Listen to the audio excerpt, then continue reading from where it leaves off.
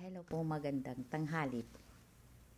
Bilang kasambahay sa abroad, especially sa Arab countries, paano pakisamahan ang mga madam? Sa pagiging kasambahay sa ibang bansa, lalo na sa Arab countries, mahalaga ang pagiging mapagkumbaba at mapagbigay. Yan ang pagatandaan ng mga domestic helper, mapagbigay ka ng respeto. Narito ang ilang tips para pakisamahan ang madam na mga matataray. Una, magpakumbaba. Kayo mga kamukha ko din na mga OFW, dapat mapagkumbaba po tayo, guys. Magpakita ng respeto. Iwasan ang pagiging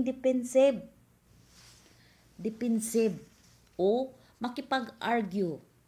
Maging mahalaga sa pagsasalita at sa kilos.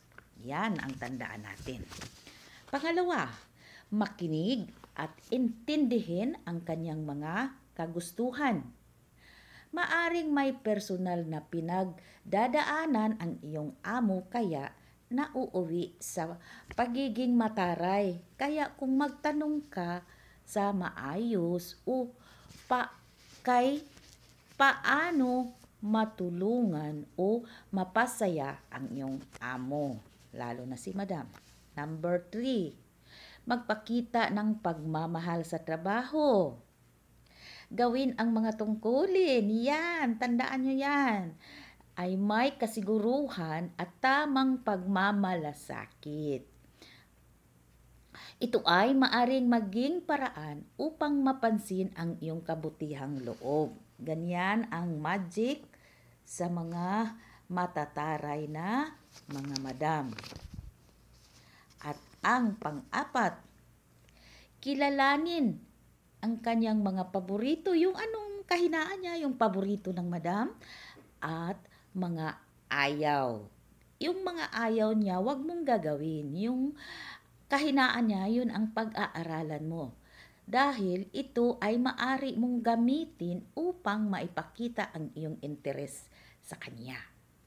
Panglima, mag-ingat sa iyong mga salita at kilos. Yan.